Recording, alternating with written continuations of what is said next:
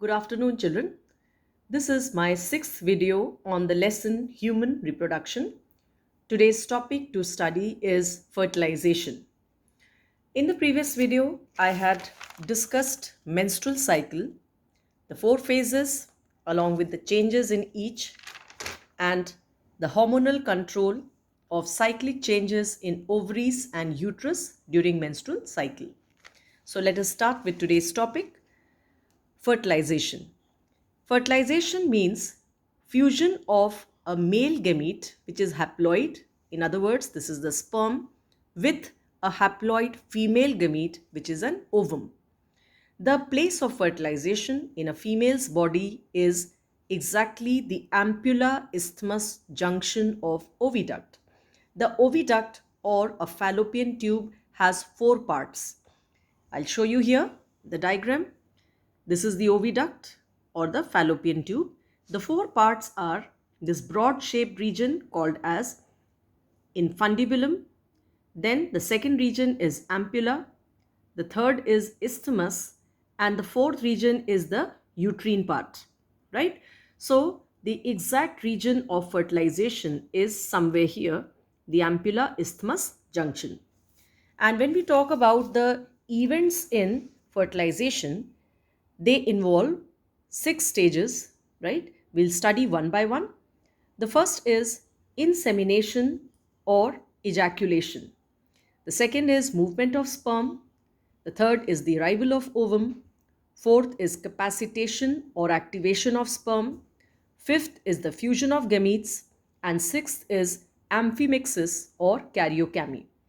So let karyogamy, which is the gamy, that means the marriage or fusion of the karyon, that is nucleus. So let us begin. The first event, which is insemination. During the phase of copulation, a male discharges some 3.5 milliliters of the semen, right? And this is in one single ejaculation or insemination. A single ejaculate may contain some around 200 to 300 million sperms, but only a few are able to reach to the fallopian tube. Reason? Because many are killed because of the acidity of the female tract. All right. So this is the entire thing that we can say is everything under ejaculation or insemination. Now, once the sperms are ejaculated, right, what happens in the act of movement? The sperms swim because of their lashing movements of the tail, and the swimming movements are towards the fallopian tube at a speed of some 1 to 4 millimeters per minute. And there are some more events which assist this movement. The first is aspiratory action. This is like a suction pull of the uterus, which pulls the sperms towards itself. The second is peristaltic movements of the fallopian tube or oviduct. The third is the hormone oxytocin, which is released during copulation. And the fourth is local action of prostaglandins, which is present in the semen. So all four these activities or events, they help in the movement of the sperm towards the oviduct. Now there are certain facts that should be written in a very clear-cut definition of time, like the survival time of a sperm inside the female tract is 1 to 3 days. But the ability of a sperm to fertilize the oocyte is only within 12 to 24 hours of release. So this is to be made a note of, that the sperm would be alive for 1 to 3 days. But the only fact that it is able to fertilize the oocyte will be just 12 to 24 hours only. Now, the third stage is arrival of ovum. The ovum that is released by the rupture of the Graafian follicle, right, it trickles down the fallopian tube and it is received by the fimbriae of the fallopian tube. Now, in human females, ovulation occurs at the secondary oocyte stage, in which the second maturation division is yet to be completed. And the ovum, it is surrounded by follicle cells which are glued together by higher hyaluronic acid and they form corona radiata. The survival time of an oocyte is 72 hours, and an oocyte can be fertilized only in 24 hours after ovulation. Ovulation means the release of ovule from the ovary. So, children, this time period is to be made a note and to be learnt clearly. This is the explanation of three phases that I have done. The first is insemination, second is movement of sperm, the third was arrival, and now is the fourth very important term going to come. We call this as capacitation of sperm. The actual meaning of the term capacitation means activation, right? Now, activation of sperms for fertilizing the egg is called capacitation, right? And one thing is clear, children, that when the sperm enters the female genital tract, they are not capable of fertilizing the egg because of some substances present.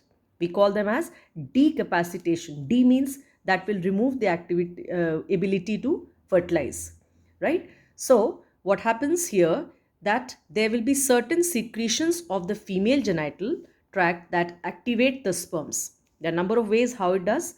Number one, dilution of inhibitory factors of semen. Dilution means the power to dilute the inhibitory, that means the stopping factors of semen which are going to stop it for fertilization. That means it is becoming progressively more and more positive for fertilization. Second, removal of cholesterol vesicles covering the sperm head and acrosome. Third, increase in permeability of the acrosome covering for calcium ions and facilitating the entry of calcium ions into the sperm. So remember, children, if this is the sperm, right, then the calcium ions, they have to enter, and the cholesterol vesicles around the acrosome, the head region, they have to be removed. So this is all what you're saying. Once again, activation of sperms is capacitation. Here, there are three changes what are happening: dilution of inhibitory factors of semen, removal of cholesterol vesicles which are surrounding the head and acrosome region. Somewhere here, the cholesterol vesicles that would be here, they will be removed, right? And calcium ions will be kind of taken in the semen or the sperm, right? This will be the increased permeability. The acrosome will become more and more permeable to the entry of calcium ions, right? So this all happens under capacitation. Then comes the next part in the act, and we call it as fusion of gametes. The fusion of gametes, in this, the sperm reaches the ampulla isthmus junction. Just now I showed you the site of fertilization, right? And here the following events are going to take place. There are four events. We'll discuss one by one. The first is acrosomal reaction. Second is sperm entry. Third is the cortical reaction. And fourth is the activation of egg. So let us see what happens in the acrosomal reaction. Here, acrosome, I'll just remind you, for those who have forgotten, acrosome means this region, the conical top region of the sperm head, which contains Golgi complex and tissue dissolving enzymes. Right? So you're going to study the reactions under the acrosomal reaction. So let's see one by one. The point when it comes in contact with the surface of the ovum, the acrosome releases certain enzymes. The same conical structure, the acrosome, it releases certain enzymes, and we call them as sperm lysins. There are three main enzymes that are released by the acrosome. First is hyaluronidase, and this will dissolve the hyaluronic acid between corona cells. Now, once again, we'll have to go back to the diagram. While studying the female ovum, remember children, here is the nucleus and the sperm is surrounding it. Now, the sperm has the first obstacle as the corona radiata, right? And the cells of this corona radiata, they are glued together by hyaluronic acid. So this enzyme will kind of, remove this stickiness or the attachment between the cells. So this is what the first enzyme is going to do. This is going to dissolve the hyaluronic acid between corona cells. The second enzyme, which we call as corona penetrating enzyme, this will cause degeneration of corona. That means these corona cells, they will now be separate, right? That means ovum is more and more exposed to the sperm now. The third enzyme that we call as zona lysin or acrosin, it digests the zona pellucida and now sperm reaches the plasma membrane. So what is zona pellucida, children? It is here.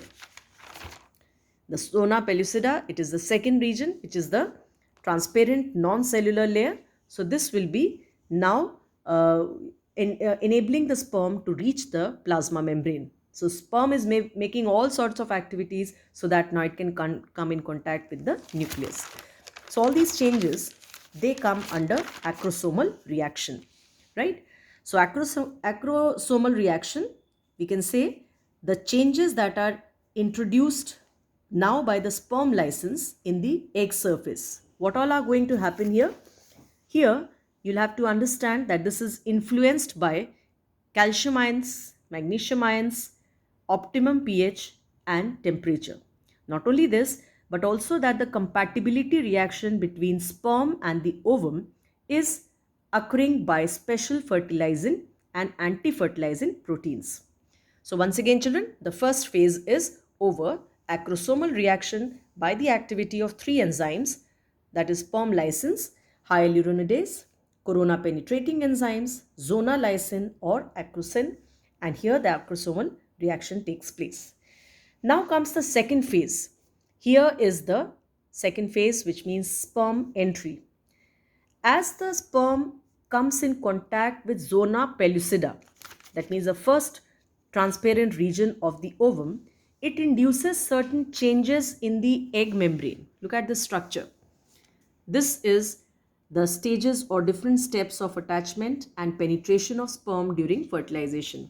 Now you can see the moment the sperm is in contact with the zona pellucida, it will induce some changes in the egg membrane and the cytoplasm. The first change will be that it will block the entry of additional sperms. The other sperms might be surrounding, they will be of course, but they will be blocked for their future entry, right? And the second is that the egg cytoplasm extends around the head. You can see the cytoplasm which is extending around the head of the sperm, right? And forms a fertilization core. And finally, the cytoplasm is going to engulf the sperm. Only the head and middle piece will be entering the oocyte. So what is head and middle piece? Once again, while studying the sperm had three regions, four regions: head, neck, middle piece and tail. So the head along with the nucleus and the middle piece will be gaining entry into the oocyte. What will be left outside is the tail. All right. So this is the second reaction that we are going